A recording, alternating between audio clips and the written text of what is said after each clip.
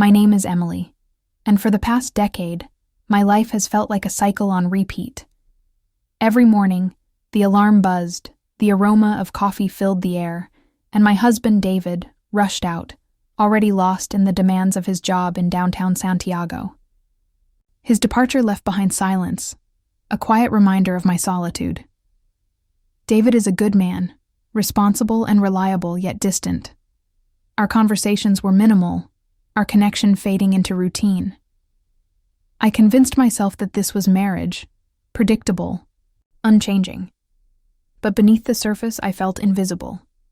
Max, our boxer, was more David's than mine. We got him as a pup, hoping he'd be a protector. But to me, he was just another presence in the house. He spent his days basking in the sun or curled up in his bed, barely acknowledging me. His joy erupted only when David walked through the door. With me, he was just there. Then one morning, something changed. Sitting in the kitchen, staring at my untouched coffee, I felt the weight of emptiness. And there was Max, watching me. Silent. Still. His eyes held something I couldn't quite grasp. I almost turned away, but his gaze made me pause. Then, unexpectedly, he moved toward me and rested his head against my leg. It was such a simple gesture, yet it sent a wave of comfort through me. I had never felt this kind of connection with him before. As my fingers brushed his fur, I realized I wasn't as alone as I had believed. From that day forward, I started noticing the little things. How Max would settle a few steps away when I sat on the couch. How, on my hardest days, he lingered near my door, his quiet presence offering more comfort than words ever could. Unlike David, who seemed absent even when present, Max was there, truly there. No expectations, no obligations. Just an unspoken understanding. And for the first time in years, I felt seen.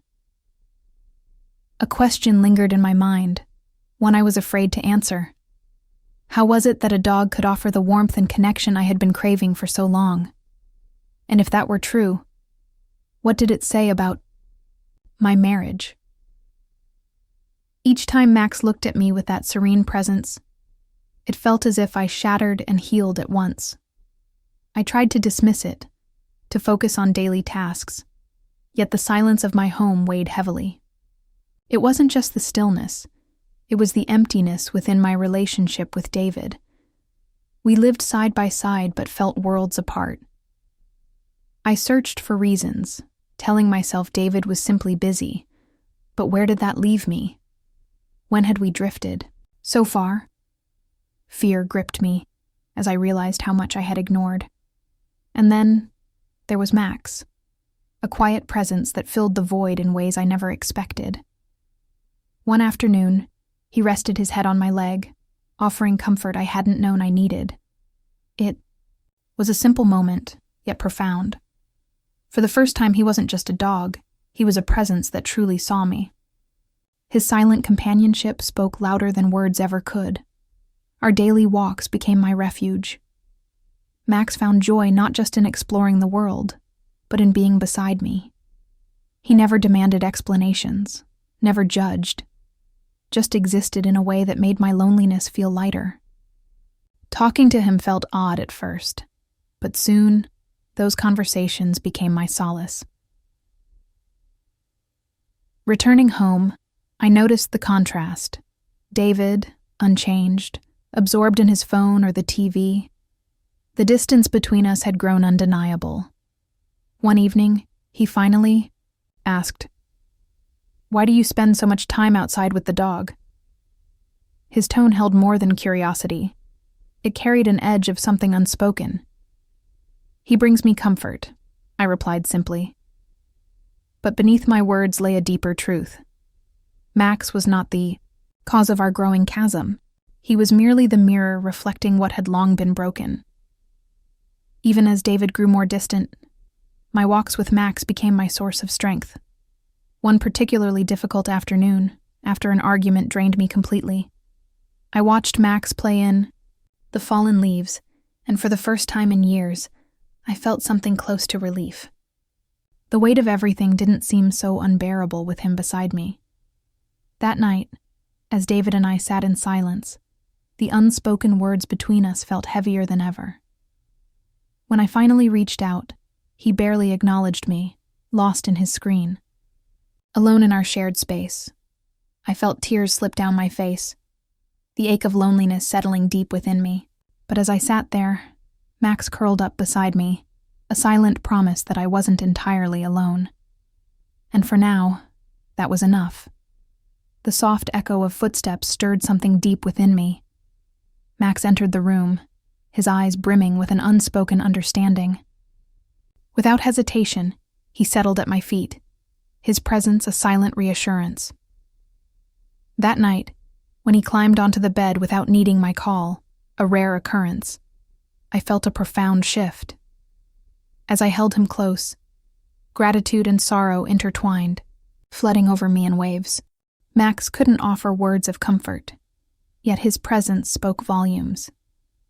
In that quiet moment, I realized how much I had come to rely on him, how his unwavering companionship had become my sanctuary. A lingering question gnawed at me. Why did this connection feel so different from what I shared with David? The answer had been waiting, hidden beneath years of avoidance. Max gave me something intangible, yet powerful.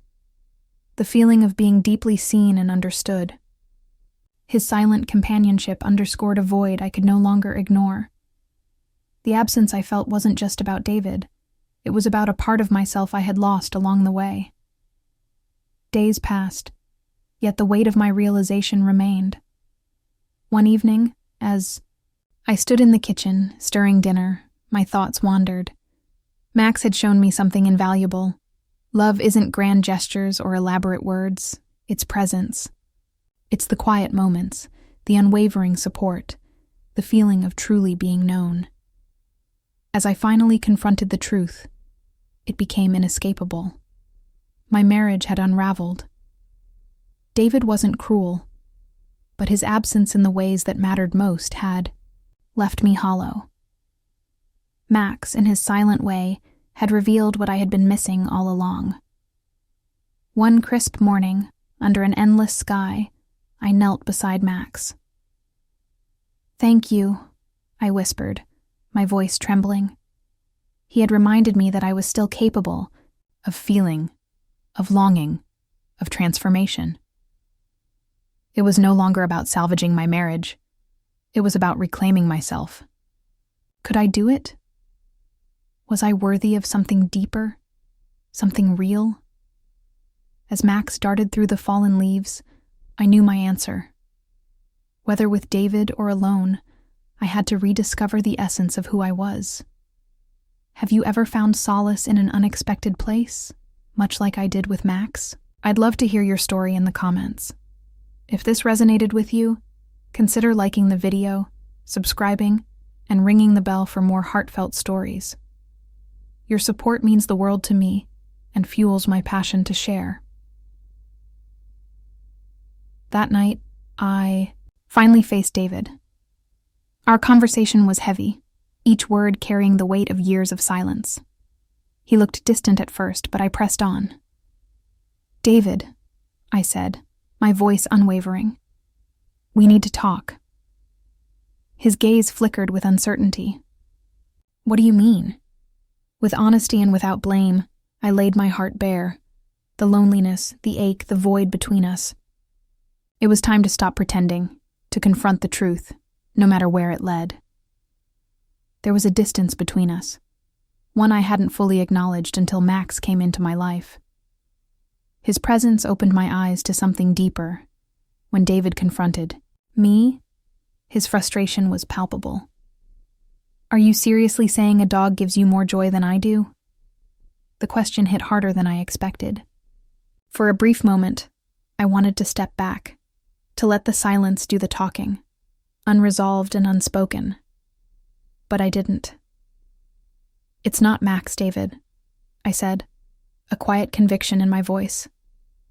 He's just showing me something I lost sight of. A way to rebuild what we've let slip away. But if we do nothing, we lose it forever. David fell silent, his face unreadable. It wasn't an answer, but it wasn't rejection either. In the silence, there was a shift. Something that felt unspoken, but understood. Later that night, as Max lay quietly by my side, I understood something profound. The path ahead wouldn't be simple, but I was ready to face whatever came next. Time passed, and things didn't change overnight. But there was a shift, a quiet transformation.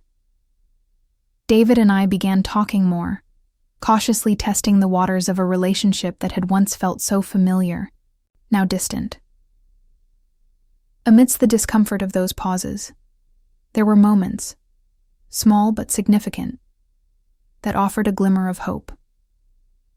For the first time in a long while, David noticed it too. He realized my happiness wasn't tied to him anymore. It had become something I held within myself. Max had given me the gift of understanding that true contentment starts within.